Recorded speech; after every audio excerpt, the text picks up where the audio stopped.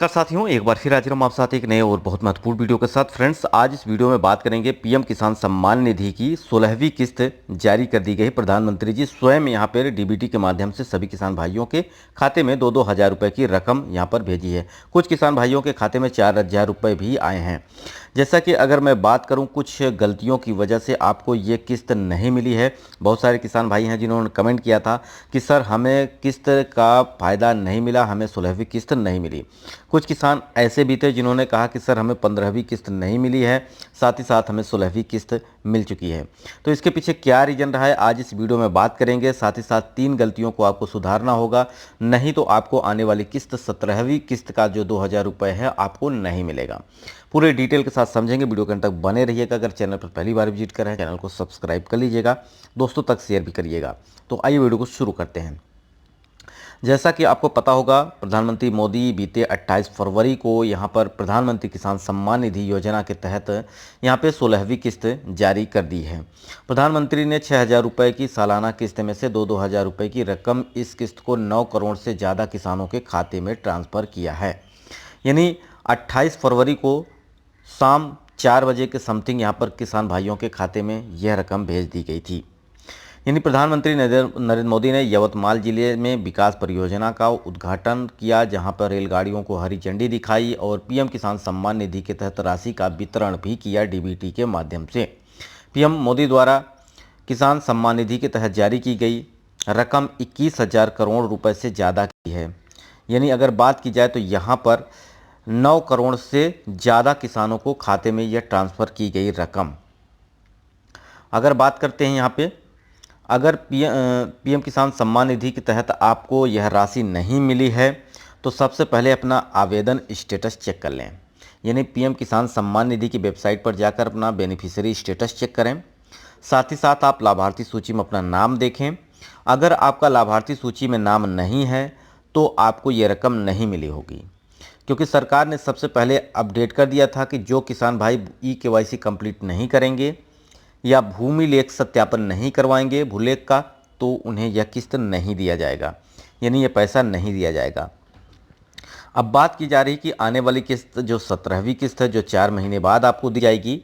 अब इस किस्त को लेना है तो आपको सबसे पहले ई-केवाईसी कंप्लीट करना होगा, जो कि आप किसी भी मोबाइल में कर सकते हैं, किसी भी सीएससी सेंटर पर जा सकते हैं, जनसेवा केंद्र पर जाकर अपना आवेदन कर सकते हैं।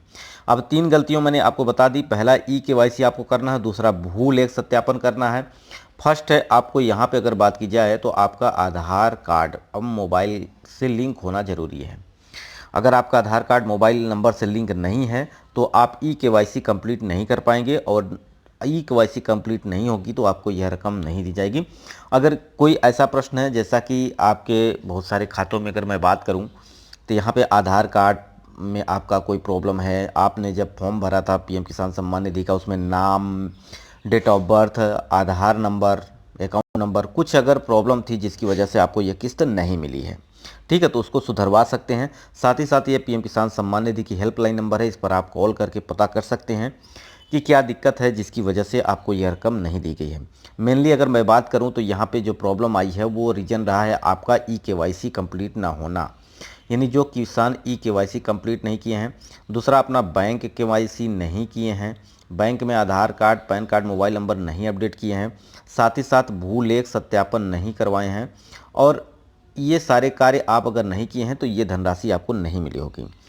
अब इसके अलावा आपका क्या प्रॉब्लम हो सकता है, इसके प्रॉब्लम अगर मैं बात करूं यहाँ पे, तो आपने जब आवेदन किया था, फॉर्म को भरा था, तो यहाँ पर आपने अपने जो डिटेल है, नाम से लेकर आपका अकाउंट नंबर तक, उसमें अगर कहीं भी दिक्कत हुई होगी तो भी आपको ये किस्त का लाभ नहीं मिलेगा, ठीक है। तो अभी अब 16वीं किस्त अगर आपको नहीं मिली है तो आगे आने वाली किस्त अगर लेना चाहते हैं तो आपको ये महत्वपूर्ण कार्य करने होंगे, जिसकी वजह से आपकी ये रकम रुकी हुई है। तो कंप्लीट कर लें, अपने कृषि विभाग में जाके संपर्क कर सकते हैं। वहाँ से आप अपना, अगर नाम में दिक्कत है किसी प्रकार का, तो वहाँ से आप उसको सही करवा लें। साथ ही साथ ई-केवाईसी कंप्लीट कर लें। अगर आप ये कार्य कर लेते हैं तो ये धनराशि आपको मिल जाएगी। कुछ किसान भाइयों के खाते में यहाँ पे 4,000 रुपये की भी रकम भेजी गई है, क्योंकि यहाँ पे सरकार ने जिनका 15वीं किस्त रुकी हुई थी सब कुछ सही था डॉक्यूमेंट्स में, उनको ये किस्त दी गई है। तो आपके अकाउंट में 16वीं किस्त 2000 रुपये रकम अगर नहीं आए तो ये काम आप कर सकते हैं। सबसे पहले आप बेनिफिशियरी स्टेटस चेक कर सकते हैं। ठीक है, अपना नाम चेक करें लाभार्थी सूची में। अगर सब कुछ आपका सही है, यानी डॉक्यूमेंट्स में बैंक अकाउंट डिटेल्स, आधार नंबर, जानकारी बिल्कुल सही भरी है, तो आगे आने वाली किस्त आपको मिल जाएगी। ई-केवाईसी आप कंप्लीट कर लीजिए। ठीक है, भूमि सत्यापन भी कंप्लीट कर लीजिए ताकि आने वाली किस्त आपको मिल जाए। अब इसके अलावा भी आपके मन में कोई प्रश्न है जिसे आप जानना चाहते हैं तो आप कमेंट कर सकते हैं, उस पर मैं आपको अलग से वीडियो प्रोवाइड कर दूंगा। वीडियो यहीं समाप्त करते हैं। नमस्कार।